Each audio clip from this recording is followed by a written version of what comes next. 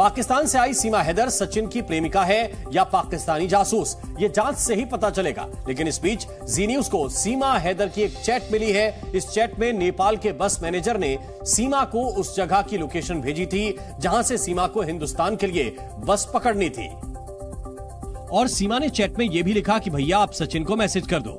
इस चैट में बाकी बची हुई पेमेंट को सचिन से लेने की बात कही गई। दरअसल सीमा के पास पैसे पूरे नहीं थे, जिसकी वजह से बाकी बची हुई पेमेंट सचिन ने की थी। चैट में मैनेजर ने यह भी लिखा कि बाकी की पेमेंट भेजने के बाद स्क्रीनशॉट भेज देना।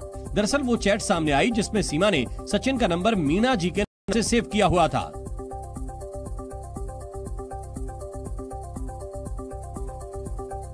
और इसी बीच सीमा हैदर मामले में एक और बड़ा खुलासा हुआ। सीमा पाकिस्तान से भारत में कैसे और किस रास्ते से एंट्री लेगी, इसका पूरा प्लान और रूट सचिन ने तैयार किया था। और इस मामले में सचिन मीणा से पूछताछ के बाद एक बड़ा खुलासा हुआ। सीमा हैदर पाकिस्तान से भारत में कैसे दाखिल हो, ये पूरा प्लान सचिन ने तैयार किया था। सीमा पाकिस्तान से किस रूट से होकर भारत में आएगी, ये पूरा रूट मैप सचिन ने बनाया था। सूत्रों की माने तो सचिन ने ही पता किया था कि पाकिस्तान से कौन सी सस्ती फ्लाइट से नेपाल तक आया जा सकता है। सूत्रों का कहना है कि सचिन ने मार्च में ही प्लान तैयार कर लिया था, जब वो सीमा से नेपाल में मिला था। नेपाल से सीमा को भारत के अंदर किस रास्ते से लाया जाए ताकि वो दस्तावेजों की जांच से बच जाए, बाकायदा इसकी पूरी प्लानिंग सचिन ने की थी। वहीं हिंदुस्तान आने के लिए सीमा किसी भी हद तक जा सकती थी। यही वजह है कि वो सचिन के बताए गए प्लान पर अमल करती गई। सीमा हैदर इतनी चालाक है कि वो जहां भी गई, जिससे भी वो मिली, उनसे दोस्ती कर ली ताकि किसी को भी उन पर शक न हो। क्योंकि बताया जा रहा है कि सीमा हैदर जब पहली बार सचिन से मिलने नेपाल आई, इसके लिए उसने होटल मालिक ने मदद की। और बताया जा रहा है कि होटल मालिक ने ही सचिन और सीमा को बताया था कि भारत जाने के लिए काठमांडू की बजाय पोखरा से बस ली जाए, क्योंकि काठमांडू से रास्ता लंबा पड़ता है और सिक्योरिटी चेकिंग भी ज्यादा होती है। कुछ भी हमसे नहीं मांगा, हाँ फैमिली की तरह वो रखते थे हमें। होटल मालिक के बताने के बाद ही सचिन ने 10 मार्च से 17 मार्च के दौरान भारत आने का तैयार कर लिया था। उसी दौरान इस बात की जानकारी ली गई कि कैसे सीमा पाकिस्तान से नेपाल आएगी और वो भारत पहुंचेगी।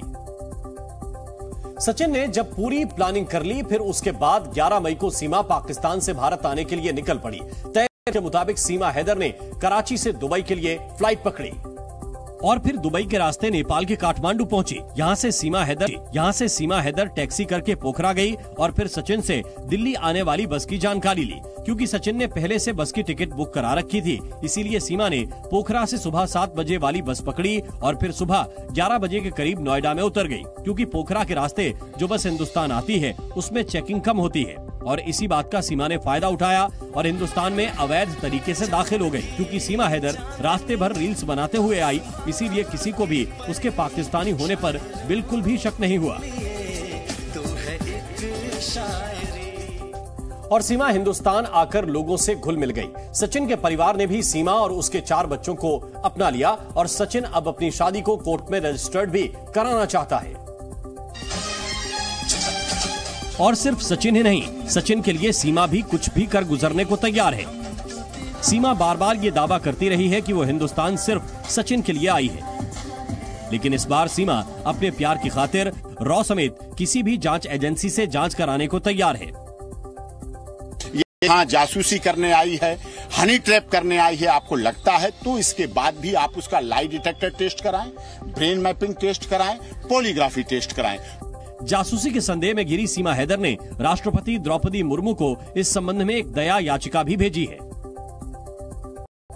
जिसमें सीमा हैदर ने कहा कि यूपी एटीएस अभी जांच कर रही है, लेकिन सीबीआई, एनआईए और रॉ जैसी एजेंसियों से भी वो अपनी जांच करवाने को तैयार है।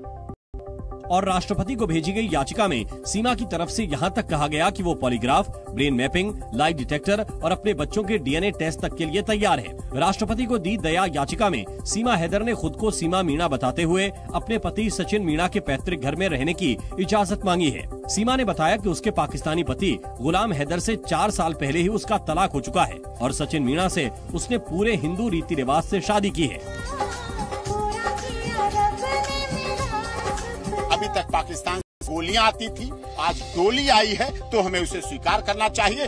याचिका में सीमा की ओर से कहा गया कि जब अदनान सामी को भारतीय नागरिकता मिल सकती है और आलिया भट्ट और अक्षय कुमार यहाँ के नागरिक न होते हुए भी भारत में रह सकते हैं, तो शादी करके अपने पति के घर में क्यों नहीं रह सकती। इस बीच सीमा हैदर के पाकिस्तानी जासूस होने को लेकर असमंजस बना हुआ है।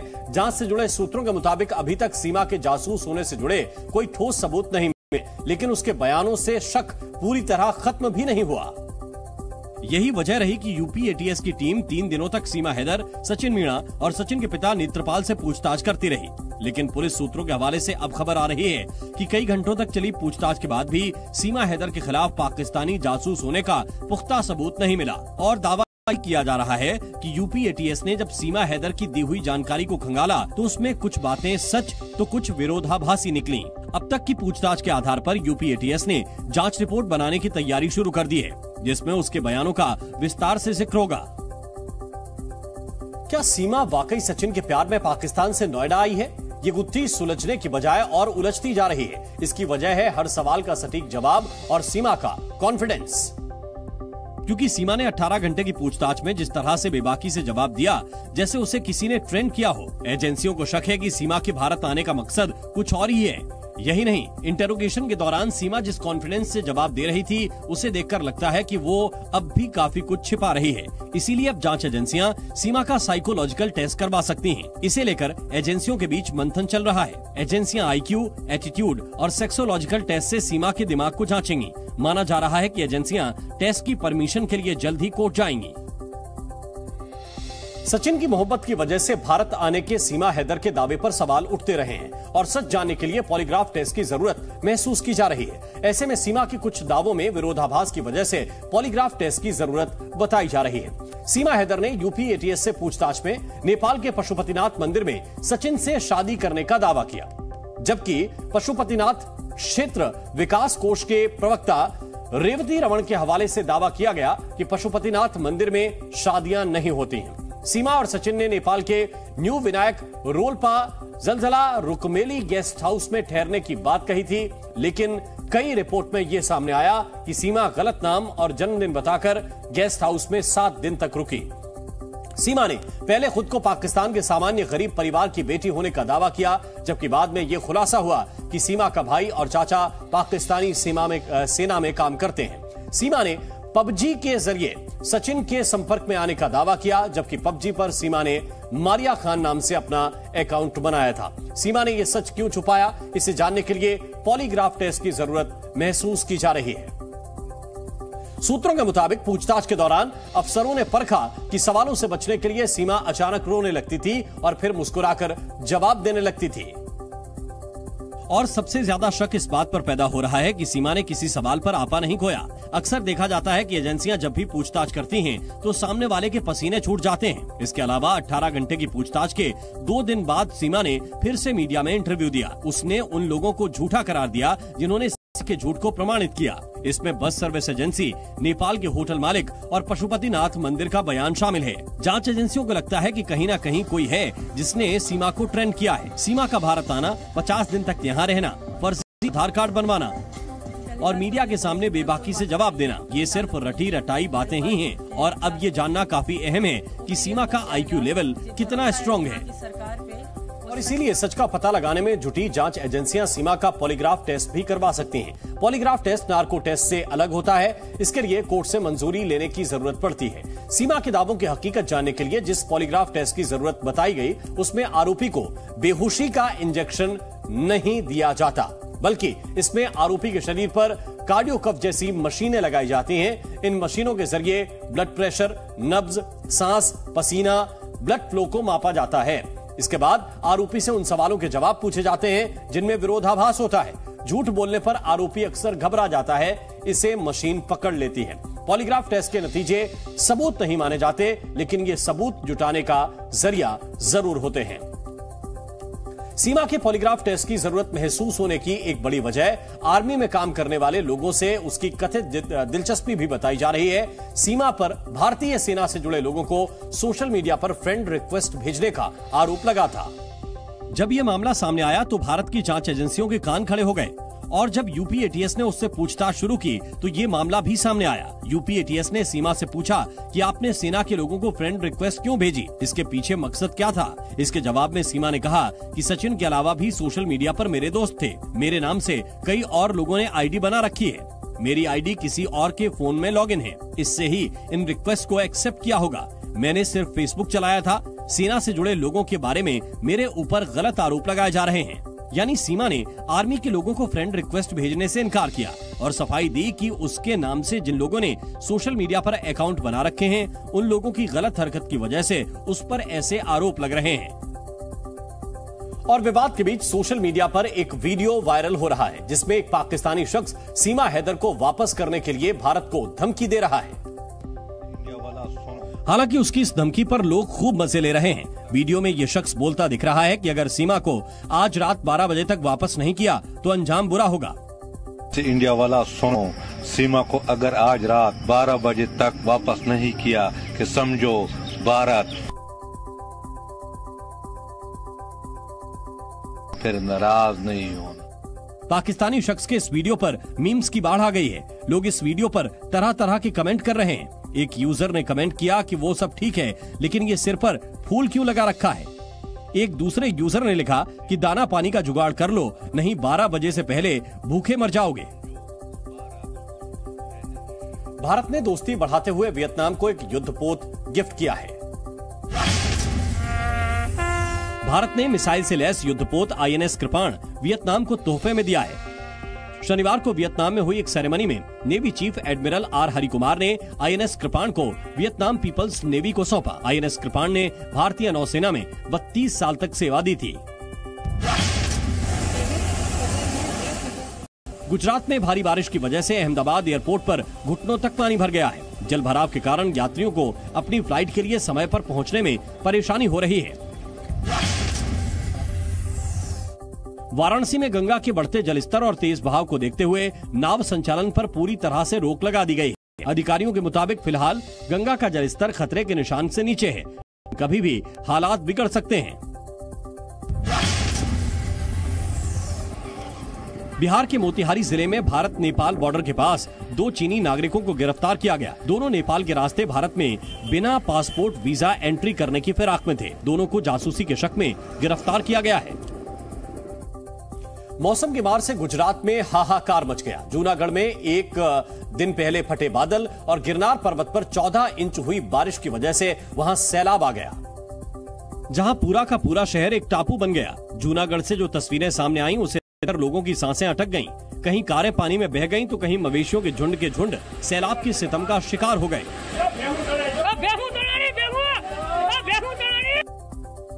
कलवा नदी के उफान पर आने की वजह से वहां बाढ़ के हालात बन गए। इस बीच जूनागढ़ के दुर्वेश नगर से एक वीडियो सामने आया जिसमें दिखा कि पानी के बहाव में फंसा एक शख्स खुद को बचाने के लिए कार को पकड़कर सहारा लेने की कोशिश कर रहा था, लेकिन इसी बीच कार के साथ वो भी पानी के बहाव में बहता चला गया। पानी की रफ्तार इतनी तेज थी कि उसे संभलने का मौका तक नहीं मिला। बताया जा रहा है कि जहां ये शख्स पानी में बहा उसके ठीक सामने उसका घर था, जहां उसके परिवार वाले उसके घर लौटने का इंतजार कर रहे थे।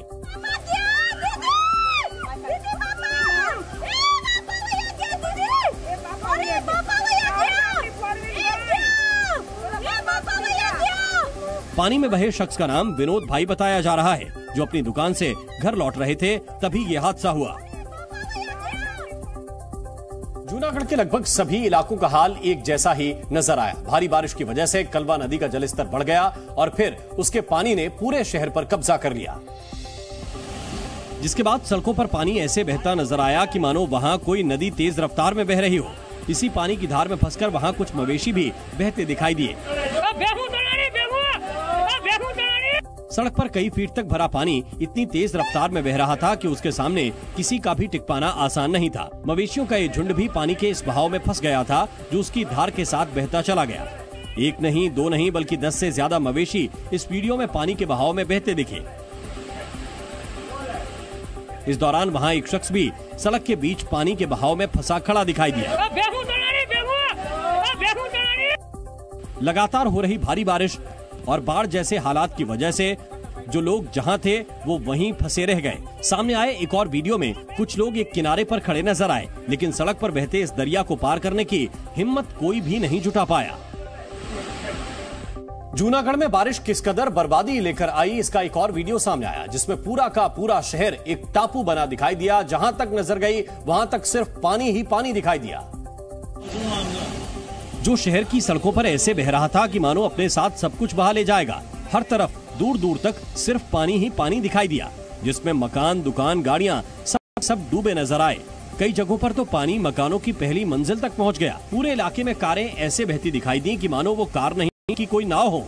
पानी के बहाव के साथ कारें किसी खिलौने की तरह बहती चली गईं। और वो भी एक दो नहीं, बल्कि वहाँ इमारतों के किनारे खड़ी सभी कारों का हाल एक जैसा ही नजर आया। इस दौरान तेज रफ्तार में पानी जिस दिशा में मुड़ा, कारें भी उसी तरफ बहाव के साथ बहती चली गईं। सिर्फ सड़क पर ही हाल बुरा नहीं था, पार्किंग में खड़ी गाड़ियां भी पानी में डूबी नजर आईं। पार्किंग में पानी भरने की वजह से कारें, बाइक सब की सब पानी में डूबी दिखाई दी। वहीं जिन इलाकों में पानी कुछ कम हुआ तो हालात और भी बुरे दिखाई दिए। पानी में बहकर आई कारें वहां एक के ऊपर एक ही दिखाई दी। जूनागढ़ में बाढ़ जैसे हालात के बीच फंसे हुए लोगों को सुरक्षित निकालने के लिए रेस्क्यू ऑपरेशन भी चलाया गया, जिसे एनडीआरएफ और एसडीआरएफ की टीमों ने मिलकर अंजाम दिया। और बाढ़ में फंसे लोगों को निकालने के लिए रस्सियों का सहारा लिया गया, जिन्हें दो किनारों पर बांधा गया और उसी के सहारे एक एक करके लोगों को सुरक्षित निकाला गया। इस रेस्क्यू ऑपरेशन का जो वीडियो सामने आया, उसमें दिखा कि वहां हालात किस कदर खराब थे। फंसे हुए लोगों को निकालना किसी बड़ी चुनौती से कम नहीं था, क्योंकि वहां पानी इतनी तेज रफ्तार में बह रहा था कि अगर किसी का भी हाथ रस्सी से छूटता तो वो पानी के बहाव के साथ बहता चला जाता। शहर के बाहर भी इस बाढ़ से बर्बादी की तस्वीरें सामने आई। तेज रफ्तार में आए पानी की वजह से वहां कई जगहों पर पुल और सड़कें टूट गईं, जबकि कई सड़कें तो पानी के बहाव में पूरी तरह से बह गईं। वहीं पानी का बहाव इतना तेज था कि खेत खलिहान सब के सब पानी में डूबे नजर आए और हर तरफ सड़कों पर सैलाब का सितम दिखाई दिया।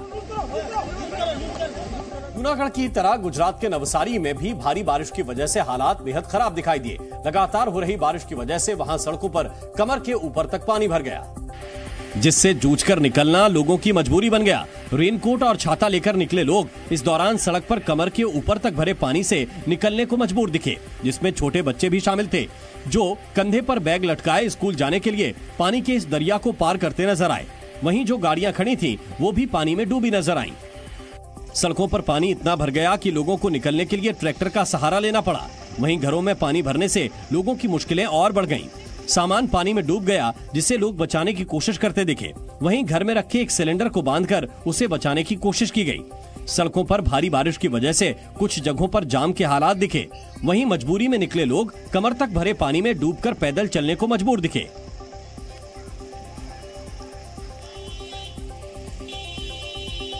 सड़क पर आए इस सैलाब में कई सिलेंडर भी बहते नजर आए। ये सिलेंडर वहां गोदाम के बाहर रखे थे, लेकिन गोदाम का गेट खुला होने की वजह से ये एक साथ पानी के बहाव में बहते चले गए।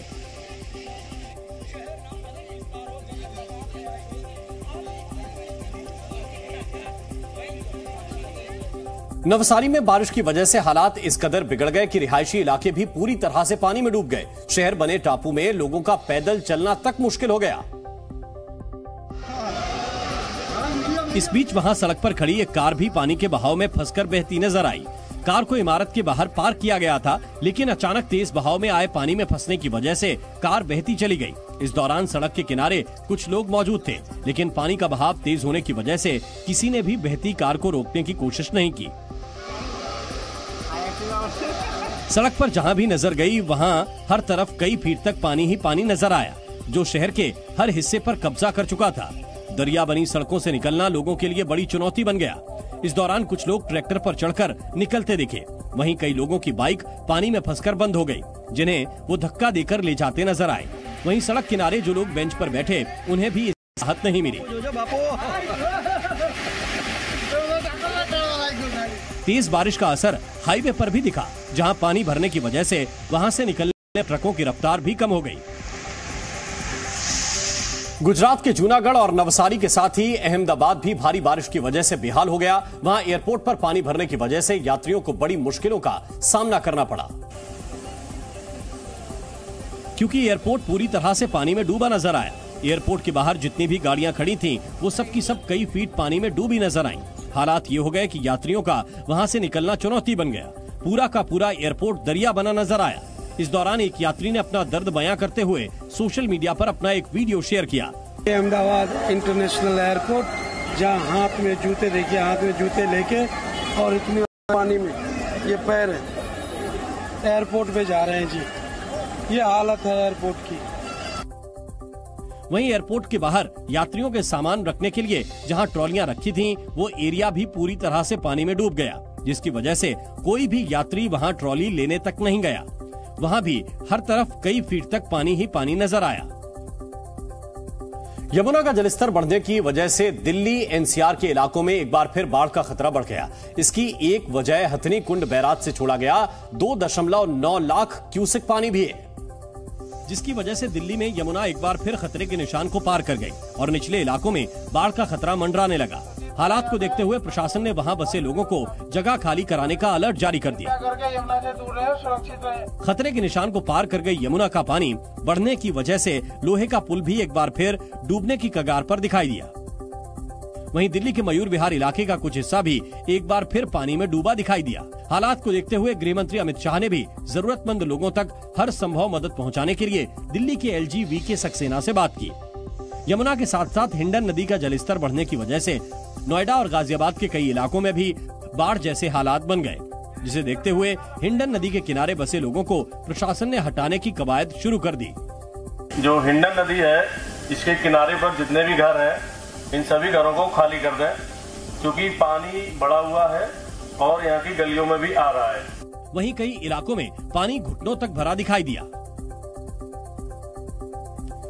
देश का पहला हार्ट ट्रांसप्लांट करने वाला सबसे बड़ा अस्पताल एम्स लिवर ट्रांसप्लांट के मामले में भी अब तेजी से आगे बढ़ रहा है, जहां प्राइवेट से आधे से भी कम खर्च में लीवर ट्रांसप्लांट हो रहा है। बताया गया कि बीते कुछ महीनों में एम्स में 4 लीवर ट्रांसप्लांट हुए हैं, जिसमें एक लिविंग डोनर लीवर ट्रांसप्लांट भी है।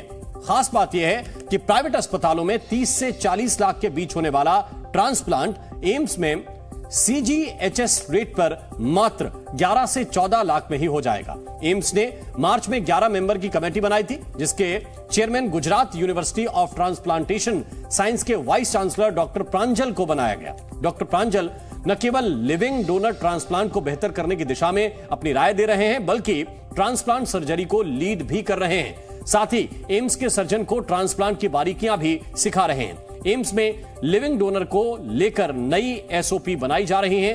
अब तक एम्स में कुल 59 लीवर ट्रांसप्लांट हो चुके हैं। मौसम विभाग ने महाराष्ट्र में भारी बारिश को लेकर ऑरेंज अलर्ट जारी किया है।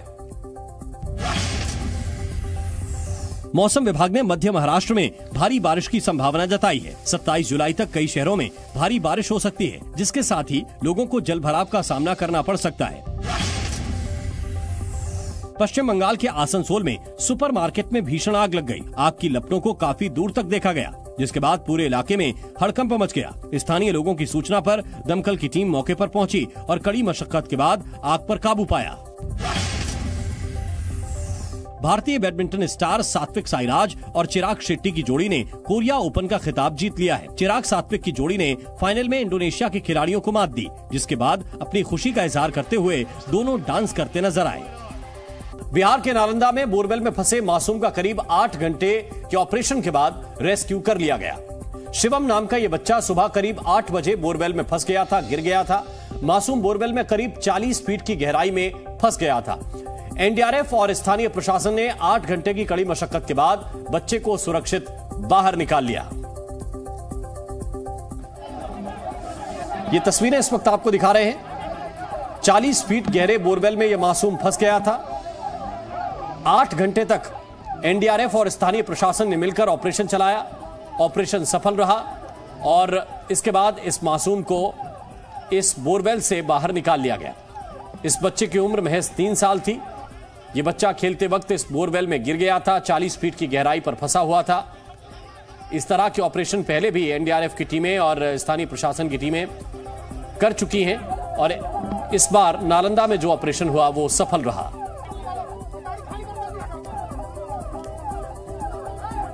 बच्चे सकुशल रेस्क्यू हो गया। यहाँ से अभी एम्बुलेंस के माध्यम से हॉस्पिटल चला गया है। अभी से एकदम ठीक था बच्चा, कोई प्रॉब्लम नहीं था, सही सलामत निकल के यहाँ से चला गया। कितने समय आप लोग को लगे रेस्क्यू करने में? लगभग तो 5 घंटा लगभग लग गया।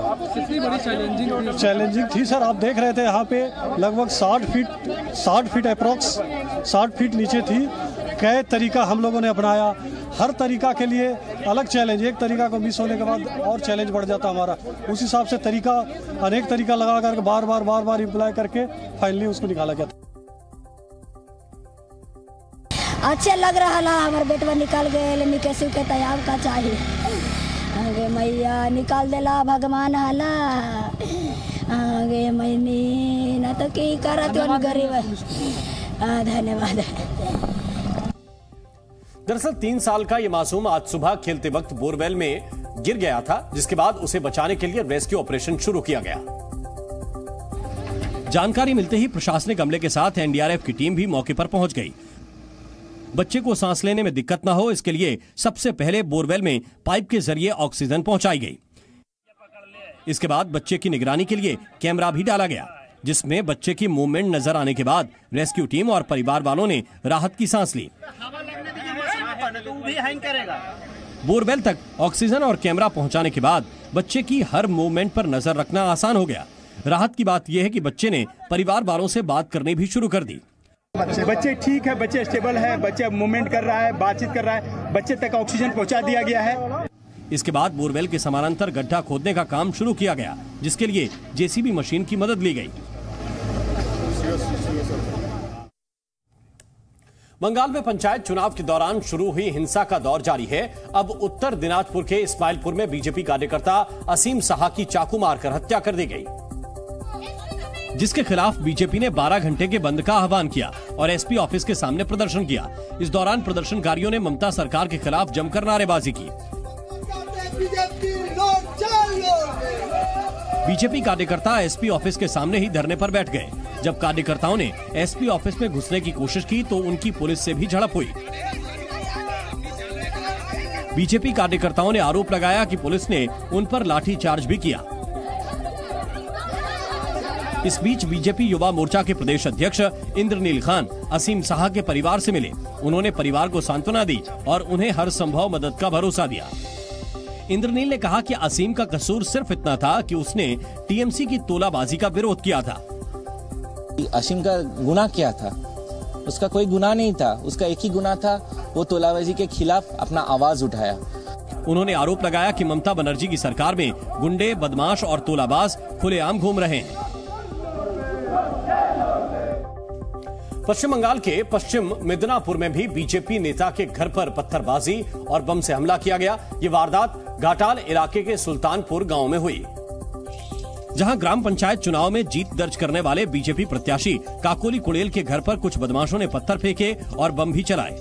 देर रात हुई इस घटना के बाद काकोली कुड़ेल के परिवार वाले और आस पड़ोस के लोगों में दहशत फैल गई और वो डरकर घर से बाहर निकल आए। खबर मिलने के बाद बीजेपी नेता के घर के बाहर बड़ी संख्या में लोग जुट गए। इस बीच बीजेपी नेता काकोली कुड़ेल ने पुलिस में मौखिक शिकायत दर्ज कराकर अपने परिवार के लिए सुरक्षा की मांग की है। बीजेपी ने इस हमले का आरोप टीएमसी कार्यकर्ताओं पर लगाया है और ममता सरकार के खिलाफ बड़ा आंदोलन करने की चेतावनी दी है। हालांकि टीएमसी ने बीजेपी के आरोपों को बेबुनियाद बताया है। बंगाल से एक के बाद एक आ रही हिंसा और बर्बरता की घटनाओं के बाद ममता सरकार विपक्षी नहीं अपने सहयोगियों के भी निशाने पर आ गई है। इसीलिए कुछ दिन पहले इंडिया गठबंधन के बैनर तले टीएमसी के साथ खड़ी दिखी कांग्रेस ने बंगाल की कानून व्यवस्था पर सवाल उठा दिए। बंगाल की कानून और स्थिति बदतर होते जा रहे हैं, इसी को दर्शाते हैं मालदा की इस घटना।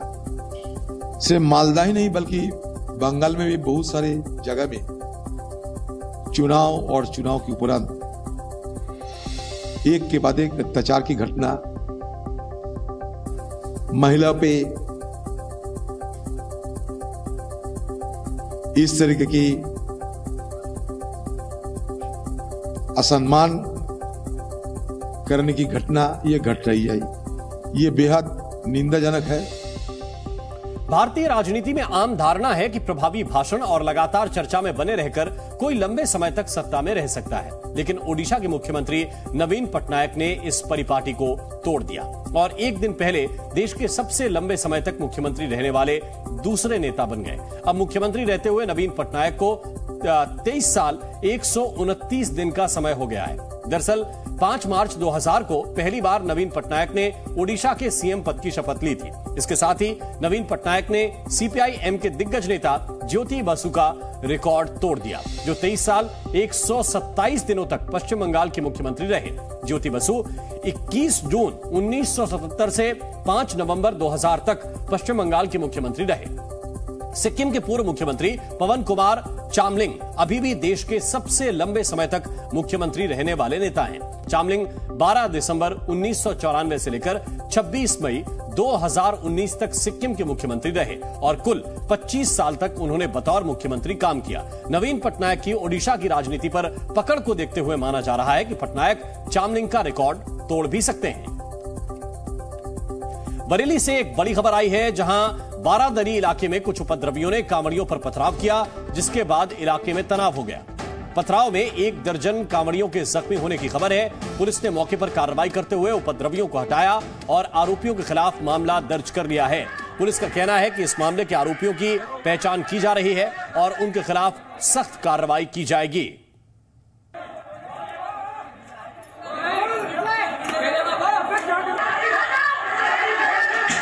थाना क्षेत्र बारादरी में चौकी जोगी नवादा में गोसाई गोटिया मोहल्ला है, यहाँ से कांवड़ की यात्रा निकल रही थी, तो इसमें कुछ शरारती तत्वों ने पत्थरबाजी की, जिससे कांवड़ की यात्रा में व्यवधान उत्पन्न हुआ और मौके पर पुलिस फोर्स द्वारा पहुंचकर मामले को शांत करवा दिया गया है और बाकी की अग्रिम विधिक कार्रवाई की जा रही है। जैसे ही तहरीर प्राप्त होगी उसमें मुकदमा पंजीकृत किया जाएगा।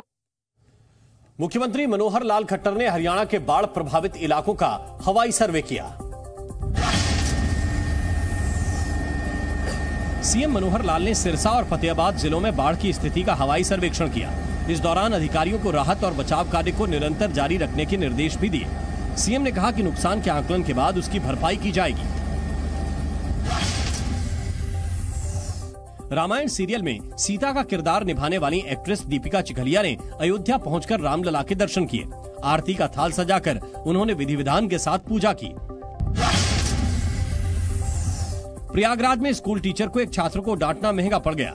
बच्चे को डांटने से गुस्साया बच्चे का अभिभावक स्कूल पहुंचा और शिक्षक की फावड़े से जमकर पिटाई की।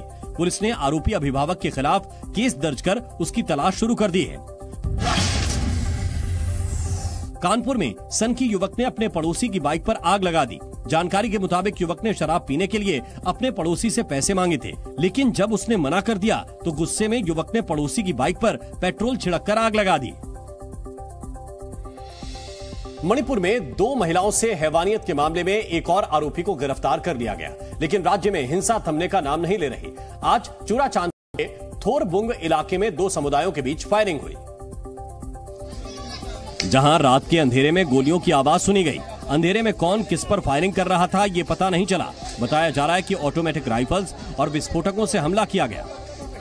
विष्णुपुर के थोरबुंग में ने एक स्कूल और कई घरों में आग लगा दी। मौके पर सीआरपीएफ, बीएसएफ और असम राइफल के जवान तैनात हैं। सुबह 9 बजे भी थोरबुंग कांगवाई के अंदरूनी इलाकों में फायरिंग हो रही थी। फायरिंग से ही में तनाव के हालात बने हुए हैं। 4 मई को मणिपुर में उस दिन आखिर क्या हुआ था? पीड़ित महिलाओं में से एक के पति घटना के गवाह थे। उन्होंने 4 मई की वारदात का शर्मनाक सच जी न्यूज को बताया है और उनके मुताबिक एक खास जाति के लोगों ने कुकी समुदाय के गांव पर हमला कर दिया। 4 तारीख को गांव में हमला कर दिया और गांव मकान सारी जला दिए और चर्च पूरा जला दिया है। इनका दावा है कि पुलिस के सामने ही हमला होता रहा, लेकिन पुलिस ने कोई मदद नहीं की, तो ये लोग किसी तरह जान बचाकर जंगल में छिप गए। गांव से थोड़ा दूरी पर छुप के अपना बीबी के साथ और अपना मामा का लड़का और मेरा ताऊ का लड़का, इनका परिवार 3 परिवार की जो जंगल में पेड़ के नीचे हम लोग छुपे हुए थे। 3 परिवार जंगल में छिप तो गए, लेकिन उन्हें ख्वाब में भी यह गुमान नहीं था कि अगले कुछ पलों में उनके साथ हैवान से भी बदतर सलूक किया जाएगा, और जिसका दर्द शायद कभी ना भर पाए। हमलावर गांव की भेड़ बकरियों का पीछा करते जंगल तक पहुंच गए।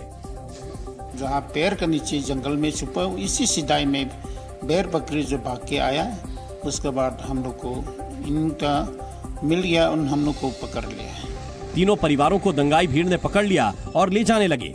इसमें 21 साल की लड़की, ताऊ के लड़के की पत्नी और इनकी खुद की पत्नी शामिल थी। पीड़ित महिला के पति के मुताबिक रास्ते में पुलिस की जिप्सी दिखाई दी, वो जिप्सी में बैठ गए, लेकिन भीड़ ने उन्हें पुलिस जिप्सी से भी खींच लिया। एक तबुल गांव है, मैतेई गांव, पुलिस वाला उसी जिप्सी में ये लोग, कुछ आदमी ने पुलिस गाड़ी में आप लोग चढ़ जाओ, चढ़ने के बाद फिर और मेरा बीबी और जो कि लड़की है, जो लड़की का छोटा भाई है, इनको फिर इन लोग ने गाड़ी से उतर के इनको तो कपड़ा उतरने लगाया। और इसके बाद दोनों महिलाओं के साथ शुरू हुई ऐसी दरिंदगी जिससे पूरी इंसानियत शर्मसार हो गई। उन्हें मिला जीवन में ना भूल पाने वाला गहरा जख्म और दर्द। पीड़ित महिला के पति के मुताबिक दंगाई भीड़ ने 21 साल की लड़की और उनकी पत्नी के साथ रेप किया। उसके बाद जो मेरा बीबी है और जो 21 साल का लड़की है, इनको कपड़ा उतरने लगाए, नांगा से इनको घेर लिया और बलात्कार शुरू किया। दंगाइयों का दिल इस कदर बेरहम और पत्थर हो चुका था कि जब लड़की के भाई और पिता ने उन्हें बचाने की कोशिश की तो दोनों को जान से मार दिया गया। जो लड़की है उसका छोटा भाई और पिताजी इनका नज़दीक में थे। उसका छोटा भाई ने उसको बचाने, उसका दीदी को बचाने के लिए गया है तो इनको बाप बेटा को जान से मार दिया। सबसे हैरान करने वाली बात यह है कि पीड़ित महिला के पति के मुताबिक ये भयानक वारदात पुलिस की मौजूदगी में हो रही थी, लेकिन पुलिस ने भीड़ को नहीं रोका। यहाँ तक कि महिलाओं ने पुलिस से गुहार भी लगाई, लेकिन उनकी गुहार अनसुनी कर दी गई। तो इन लोग ने देखा है पुलिस वाला ने, और इन कुछ मदद नहीं कर पाए। महिलाओं ने पुलिस से मदद मांगी थी, वो जिप्सी को देखकर मांगी थी। वो महिलाओं ने मांगे थे मेरा पिताजी को बचाओ और मेरा जान को बचाओ, यही बोला। लेकिन ये लोग हाँ बचाऊंगा बचाऊंगा ये मुझ से ही बोला और कुछ कार्रवाई नहीं की है। इसके बाद भीड़ ने दोनों महिलाओं को वहीं छोड़ दिया। एक शख्स ने उन्हें अपनी शर्ट पहनने को दी तो वो शर्ट भी भीड़ ने उतार दी। एक आदमी ने जो मारने वाले मैतेई के बीच में जो फौजी का पुराना एक शर्ट पहना हुआ था, इनको ये पहनने के लिए दिया है उसको। और उनमें से एक ने बोला ये तो पहाड़ी आदमी कहाँ से आ गया, इधर क्यों कपड़ा दिया है, उतरने लगा दिया। फिर इसके बाद दोनों महिलाएं निर्वस्त्र ही उस जगह पर पहुंची जहां उनका कपड़ा उतारा गया था। वहां उन्होंने अपने कपड़े पहने। मणिपुर में हिंसा और दरिंदगी के खिलाफ दिल्ली प्रदेश कांग्रेस कमेटी ने जंतर मंतर पर मौन सत्याग्रह किया। इस सत्याग्रह में दिल्ली कांग्रेस के दिग्गज नेता शामिल हुए और सभी ने बाहों पर काली पट्टी बांधी हुई थी। मंच पर दिल्ली कांग्रेस के नेता बैठे थे और नीचे बड़ी संख्या में कांग्रेस के कार्यकर्ता भी मौजूद थे। सरकार तो कह रही है कि हम कार्रवाई कर रहे हैं मणिपुर में। लब खामोश दिल में राहुल, बस यही बात लेकर आए, क्या कार्रवाई कर रहे हैं। 56 इंच का सीना और एक अकेला सब पर भारी कह के खुद की पीठ थपथपाने वाला प्रधानमंत्री न मणिपुर जा पाया, न मणिपुर की बात कर पाया। वहीं नेशनल कॉन्फ्रेंस के नेता फारूक अब्दुल्ला ने पीएम से संसद में बयान देने की मांग की। उनने इसका जवाब दिया है, उनने भी इसके बारे में बहुत जबरदस्त अल्फाज इस्तेमाल किए हैं, मगर उनको ये पार्लियामेंट में कहना चाहिए। केंद्रीय मंत्री अनुराग ठाकुर ने कहा कि संसद में मणिपुर समेत सभी राज्यों में महिलाओं के खिलाफ हो रही हिंसा पर बहस होनी चाहिए। मेरा विपक्ष एक बार फिर हाथ जोड़कर निवेदन है, कृपया करके चर्चा से ना भागिए। आइए सभी राज्यों में जो इस तरह की समस्याएं, चाहे वो राजस्थान हो, बिहार हो, बंगाल हो, मणिपुर हो, कोई भी राज्य, आखिरकार ये महिलाएं, बेटियां हमारे ही देश की माँ और बेटियां हैं। उधर झारखंड के जामताड़ा से कांग्रेस विधायक इरफान अंसारी ने मणिपुर हिंसा पर ऐसा विवादित बयान दिया जिसे सुनकर बीजेपी भड़क गई। इरफान अंसारी ने विवादित बयान तब दिया जब वो मणिपुर हिंसा के खिलाफ प्रधानमंत्री और गृह मंत्री का पुतला दहन कर रहे थे।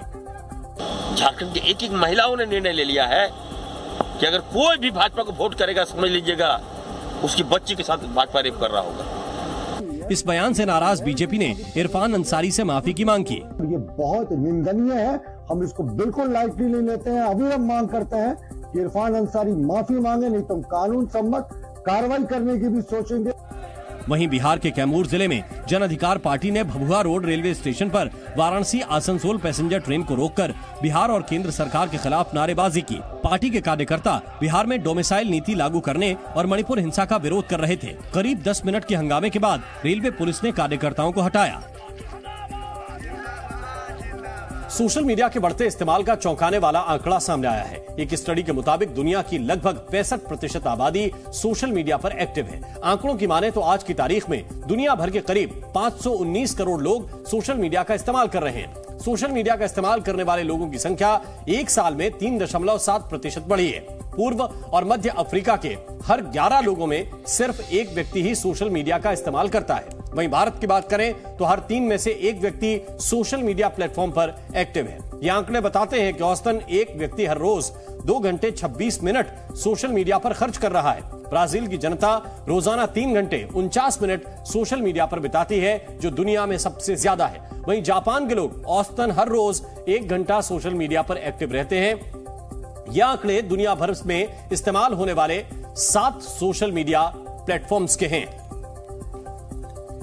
एलन मस्क ट्विटर के लोगो को बदलने पर विचार कर रहे हैं। एलन मस्क ट्विटर के लोगो को बदलने जा रहे हैं। मस्क ने लोगो से चिड़िया को हटाकर अब एक्स लेटर लगाने का मन बनाया है। इसी को लेकर मस्क अब कई फोटोज और वीडियो शेयर कर रहे हैं। कल सुबह तक लोगो को बदला जा सकता है। कनाडा में बारिश ने पिछले 40 सालों का रिकॉर्ड तोड़ दिया है। नोवा स्कॉशिया प्रांत के हालात सबसे ज्यादा खराब हैं। जितनी बारिश यहाँ 3 महीनों में होती थी, उतनी सिर्फ बीते 24 घंटों में हो चुकी है। मॉस्को के एक शॉपिंग मॉल में गर्म पानी का पाइप फटने से 4 की मौत हो गई। शहर के मेयर ने हादसे में मरने वालों के परिजनों के प्रति संवेदना जाहिर की है। इजराइल के प्रधानमंत्री बेंजामिन नेतन्याहू को बीते दिन हार्ट सर्जरी कर पेसमेकर लगाया गया है। कुछ हफ्ते पहले ही उन्हें सीने में दर्द की शिकायत के बाद अस्पताल में भर्ती करवाया गया था। नागपुर पुलिस ने गेमिंग ऐप चलाने के आरोपी के घर छापा मारकर 10 करोड़ रुपए का कैश बरामद किया। पुलिस ने नागपुर के एक व्यापारी से 58 करोड़ की ठगी की शिकायत मिलने के बाद छापा मारा। हालांकि छापेमारी से पहले ही आरोपी अनंत नवरत्न जैन फरार हो गया, लेकिन जब पुलिस उसके घर पहुंची तो वहां का नजारा देखकर हैरान रह गई, क्योंकि घर के एक कमरे में नोटों की गड्डियों का ढेर लगा हुआ था। रकम इतनी ज्यादा थी कि नोट गिनने के लिए मशीन मंगानी पड़ी। पुलिस को इस बात का अंदेशा भी नहीं था कि ये मामला इतना बड़ा होगा। जब कैश गिना गया तो गिनती 10 करोड़ तक पहुंच गई। इसके अलावा घर से 4 किलो सोने के बिस्किट भी बरामद किए गए। पुलिस को शक है कि आरोपी ने ऑनलाइन गेमिंग के जरिए और लोगों को भी ठगा है। फिलहाल मामले में आगे की कार्रवाई की जा रही है।